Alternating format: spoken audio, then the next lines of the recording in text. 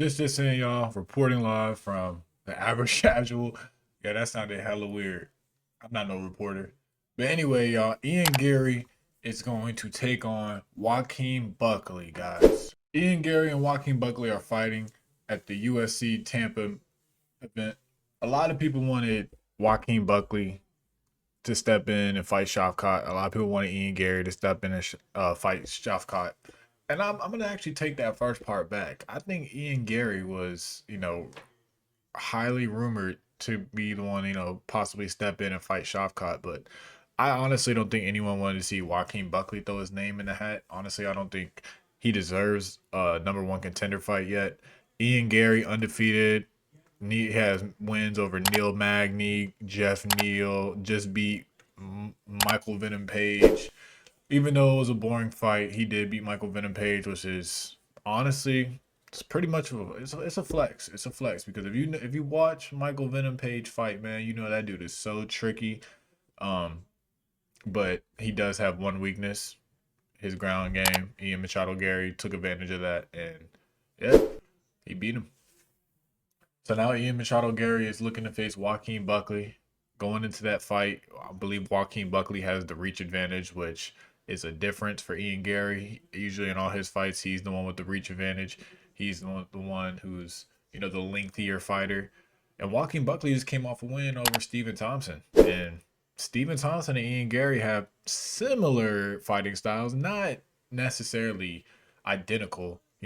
Stephen Thompson is more of a karate bladed stance, karate style fighter, while Ian Garry is a traditional kickboxer. Fast lightning kicks though from Ian Garry. Like that's one of his best attribute is his kicks and his kick speed and his power behind those kicks. I mean, we saw what he did to Neil Magny, man. He tore Neil Magny's legs apart, man. And it's Neil Magny, so it's not really too much of a flex, but just seeing what he did to him, you know, unless them leg kicks are not nothing to play with. You got to be on your A game and be able to check some of those because he will take a toll on you with those. Ian Garry even said after the post fight interview with Michael Venom Page when he won against Michael Venom Page that he wanted to fight Shafkat. He wanted to be the one to take that O.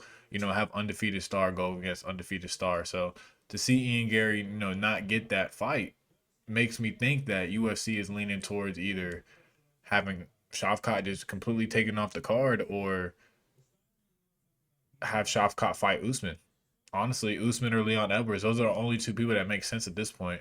And if Shafkat gets taken off the card, then Alex Pereira. If it's broke, don't fix it. They've called on him every time a pay per view has fallen out or a main event has fallen out, and he answered the call every time. So Pierre versus Ankalaev could be a real possible choice at UFC 310 if Shafkat doesn't get a replacement fight. But with the Ian Garry and Joaquin Buckley fight, it's going to be interesting to see who can win on that because my mind says Ian Garry, right? I do believe Ian Garry is the more skilled fighter of the two, has way more credible names on his fight resume, is undefeated, never take a loss. Joaquin Buckley's lost to some people. Joaquin Buckley lost to Kevin Holland. And that's not to say Kevin Holland is a scrub, but Kevin Holland comes out and admits over and over that he doesn't even take the, title chasing serious. He's just there to collect checks and bang hoes. I'm just repeating what he said. Don't look at me like I'm crazy.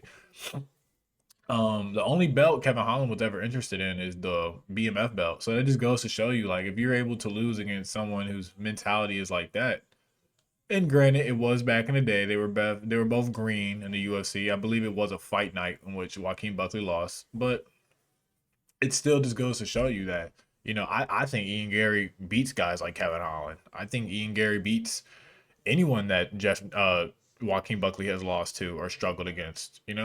But Joaquin Buckley did knock out Stephen Thompson in a convincing fashion. Even though, man, like Stephen Thompson's old. Stephen Thompson's little washed. I hate to use that word because it's such a brash word to throw out there, but Stephen Thompson is like 40 years old, I believe, or he's about to turn 40, and a knockout over him really isn't that much of a flex. I don't think Joaquin Buckley could even go. I don't think Joaquin Buckley is going 5 rounds with a prime Stephen Thompson. Okay, I think Stephen Thompson picks him apart round 1 to round 5 and just embarrasses Joaquin Buckley and Stephen Thompson's prime. But hey, we'll never know. And with Ian Garry and Joaquin Buckley with that fight, I'm definitely, like I said earlier, leaning towards Machado Garry. Only way Joaquin Buckley really has a chance at beating Ian Garry is if he mixes in the takedowns and the ground control, which Ian Gary's Ian Gary's takedown defense is underrated, guys. I mean, he's a stand up guy, so he knows people are gonna go out there and want to take him down. And this man was calling out I mean, not Usman. Sorry, this man was calling out Colby Covington, who Colby his only bag is wrestling, and if Ian Garry is confident enough to call out Colby Covington, who I think's wrestling is leagues above Joaquin Buckley's, I think I think Ian Machado Gary's good. I think he's good. And yes, Colby Covington was the one that ducked that fight with Ian Machado Gary. Okay. I don't care what anyone says. I mean, I don't think that's much of an argument, but there's some Colby fans out there that just are so delusional, man. They're so delusional with their guy. The dude shit the bed against Leon Edwards. The dude publicly dodged Ian Gary. He's squatting on that ranking right now. He's an embarrassment. He needs to retire or fight someone that could just knock him out. Honestly, I want to see that dude get knocked out at this point. Gary's keys to winning against Joaquin Buckley is, of course, keeping it standing, keeping the range, keeping the distance, not letting Joaquin Buckley close that distance, and just picking apart the legs. Honestly, I don't see a knockout in this fight. I definitely see this fight going to a decision with Ian Machado Gary getting the judge's scorecard if he fights the way he's supposed to fight. If anyone were to be getting a knockout in that fight, it'd be Joaquin Buckley, who would be able to close the distance and just land some crazy. I mean, when you watch Joaquin Buckley, he's literally that man. That man just swings. You know what I mean? He's just swinging all from the hip as well, overhands, hooks, and they're just all monstrous, man. It looks like if that lands, it just hurts. It hurts. But Ian Machado Gary beat Jeff Neal, man, and say what you want about Jeff Neal. That's a good name to have under your belt, especially in a position like Ian Machado Gary. You only have 15 fights. I believe only like 6 or 7 of those are in the UFC. Correct me if I'm wrong down in the comments. And Gary has all the keys to beat a Joaquin Buckley, and I do think Ian Machado Gary deserves a title fight or a title contender fight after he goes out there and beats Joaquin Buckley. He does. He's undefeated.